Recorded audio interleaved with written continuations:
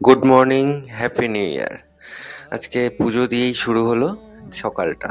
তারপর রান্নাঘরে গিয়ে দেখলাম লুচি ভাজা হচ্ছে, গরম গরম ফুলকো ফুলকো লুচি। ওদিকে স্যার উঠে গেছে, স্যার উঠে আবার খেলতেও বেরিয়ে গেছে পান্ডা নিয়ে। স্যারের যা রেগুলার কাজ সেটাই স্যার করছে।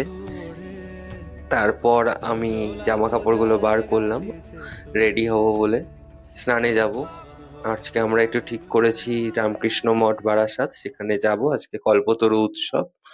ইতিমধ্যে স্যার আবার এসে আমার ভিডিওর মধ্যে ঢুকে নিজেকে একটু দেখাতেই হবে স্যারের, এটা তো রোজকার ব্যাপার। স্যার তাই ঢুকে গেছে, আমাকে দেখাচ্ছে স্যার। আমি স্নান করে এসে জামা প্যান্ট পরে রেডি হয়ে গেছি। তোমরাই বলো আমাকে কেমন লাগছে। আজকে একটা নতুন পারফিউম লাগালাম এঙ্গেজের, বেশ ভালো পারফিউমটা। ইতিমধ্যে আমার ব্রেকফাস্ট এসে যায়, ব্রেকফাস্টটা খেলাম, বেশ সুস্বাদু। কড়াইশুঁটির কচুরি আর ছোলার ডাল, খেতে বেশ ভালোই লাগলো। আমরা ব্রেকফাস্ট করে টোটোয় উঠে বেরিয়ে গেলাম রামকৃষ্ণ মঠের উদ্দেশ্যে। রামকৃষ্ণ মঠে গেলাম, ওখানে কল্পতরু উৎসব। আমি গুরু মহারাজের একটা ছবি কেনার দরকার ছিল, সেটাও কিনলাম। আর কথামৃতের ছড়া একটা বই, সেটাও কিনলাম। বেশ ভালো কবিতাগুলো, বাচ্চাদের জন্য তো খুবই ভালো। মঠটা কি সুন্দর সাজিয়েছে ফুল দিয়ে।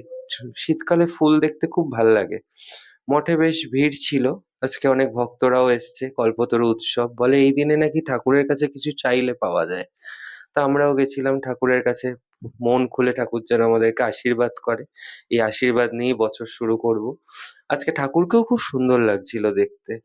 মাও গেছিল আমাদের সাথে, কিন্তু মা ভিডিওতে আসে না যথারীতি। তা আমরা প্রণাম করে বাড়ির